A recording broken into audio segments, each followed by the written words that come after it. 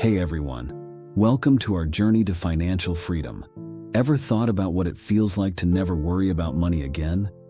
It's not a far-off dream, it's a real possibility. Let me drop a surprising fact on you. Did you know that about 78% of American workers live paycheck to paycheck? That's huge. And here's another one. A shocking number of people, about 69%, have less than $1,000 in savings. But what if I told you that you could break free from this cycle? That's what we're here for. We'll dive into the world of smart money management, where I'll share secrets from top financial books and my own journey. Think of it as your roadmap to escaping the 9-to-5 grind, saving without stress, and investing like a pro no matter your current salary. I'm talking about turning the tables on the usual money worries. We'll explore how to work less and live more, prioritize what really matters, and make your money work for you. And the best part? It's all in simple, easy-to-understand language. No jargon, no complicated concepts. So, are you ready to take the first step towards a life where you'll never be poor again? A life where financial freedom isn't just a dream, but your reality. Let's get started and change the way you think about and handle money forever. Step 1. Escape the 9-to-5 workday. I found out about this book, The 4-Hour Workweek by Tim Ferriss. It's a game changer. You know, Tim says, forget the old concept of retirement and saving for the future. Live more and work less. Sounds cool, doesn't it? He introduces this idea of mini retirements. Why wait until you're 60 to enjoy life? The trick is to take breaks now, spread throughout your life. Tim isn't just talking theory. He tried this himself, traveling the world and managing his business in just 4 hours a week. Imagine that. But how? Automation and delegation are key. It's about working smarter, not harder. For instance, Tim reduced his email checking to once a day. Result?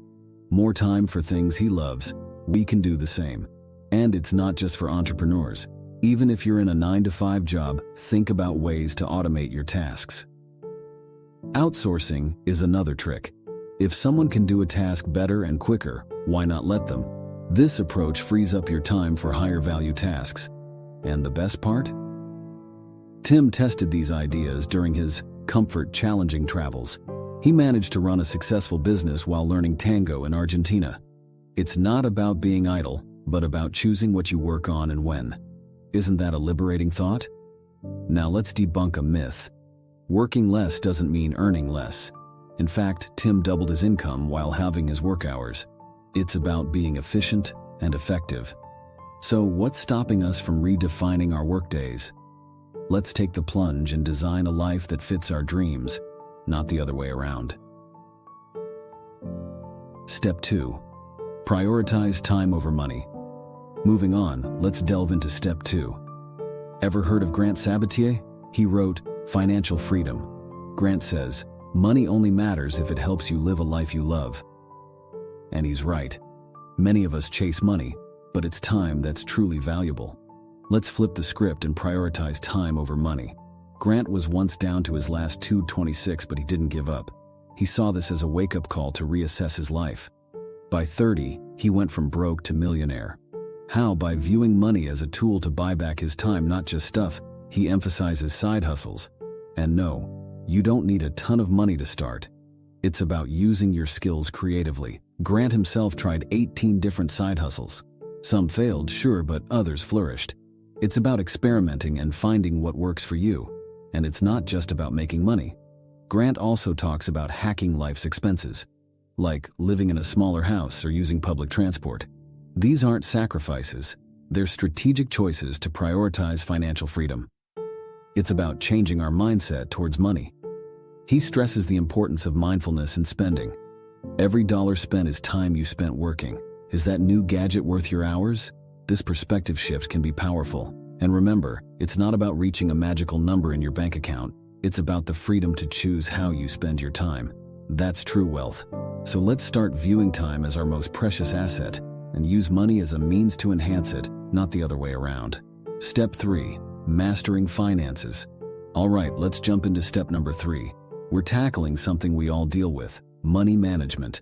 Enter Ramit Sethi's I Will Teach You to Be Rich. No, it's not a get-rich-quick scheme. It's about smart, practical finance handling. Ramit says let's spend extravagantly on the things you love and cut costs mercilessly on the things you don't. Makes sense, doesn't it? First up, budgeting. It's not about pinching every penny. It's about knowing where your money goes. Ramit suggests the 50-30-20 rule. 50% on essentials, 30% on wants, and 20% on savings. Simple and doable. Then, there's saving. Did you know that if you save just $5 a day from your mid-20s, you could have over $100,000 by retirement age? It's the magic of compound interest. Start small, grow big. But here's the real deal. Automate your finances. Set up automatic transfers for bills, savings, even investments. It's about making your financial plan run on autopilot. Credit cards? Use them wisely. Ramit is a big advocate of using credit cards for rewards and benefits, but only if you pay off the balance in full every month. No debt traps here. Lastly, negotiate your salary. Even a small increase can make a huge difference over time. It's about valuing your worth and not being afraid to ask for it. Remember, it's not about being cheap. It's about spending smartly and investing in your future. So let's take control of our finances and make our money work for us. Step 4. Building wealth through investing. Now on to Step 4. Here we dive into The Total Money Makeover by Dave Ramsey. This book is all about transforming your financial life. Dave's mantra is, if you will live like no one else, later you can live like no one else. It's about making sacrifices now for a better future. First step, create an emergency fund. Dave suggests, starting with $1,000. It's a safety net for life's unexpected moments. You'd be surprised how much peace of mind this can bring. Then, tackle debt with the snowball method. List your debts from smallest to largest and pay them off in that order. It's not just about math, it's about motivation. Seeing debts disappear one by one is incredibly motivating. Cutting expenses is key. Did you know the average American spends over $3,000 a year on eating out? Cooking at home can save a lot. Small changes can lead to big savings. Investing is also crucial. Dave recommends mutual funds for their long-term growth potential. Think retirement funds and 529 plans for education savings. It's about playing the long game. Avoid new debt like the plague. This means living within your means, no matter how tempting it might be to splurge. It's a discipline that pays off. Lastly, build wealth and give generously. Dave believes in the joy of giving. Once you're financially stable, helping others can be incredibly rewarding. Step 5. Simplifying investing. Welcome to Step 5. Investing can seem complex, but it doesn't have to be. Jim Collins in The Simple Path to Wealth lays it out in plain terms. He says, your wealth is not a measure of your intelligence. It's about making smart, simple choices. First off, let's talk about the stock market. Did you know the average stock market return over the long term is about 7% after inflation? That's why Jim advocates for investing in stocks for long-term growth. But here's the kicker. You don't need to pick individual stocks. Instead, focus on low-cost index funds. They spread your investment across many stocks, reducing risk. It's like betting on the whole market rather than one company. And remember to rebalance your portfolio occasionally. It keeps your investment strategy on track. But don't overdo it. Once or twice a year is enough. Lastly, keep it simple. You don't need fancy financial products. Stick to basics and stay the coursey. Investing is a marathon, not a sprint. So let's embrace this simple path to wealth. It's about making investing accessible and understandable for everyone. Wealth building is within reach, one investment at a time. Step 6. The power of low-cost index funds. Moving on to Step 6, we delve into The Bogglehead's Guide to Investing. It's a treasure trove of investment wisdom. The main idea? Invest in low-cost index funds. As John Bogle, the founder of Vanguard, says, the simplest and most efficient investment strategy is to buy and hold all of the nation's publicly held businesses at very low cost. Why index funds? They're a form of passive investing. Instead of trying to beat the market, you join it. This reduces risk and has historically provided solid returns. Consider this. Active fund managers often underperform the market.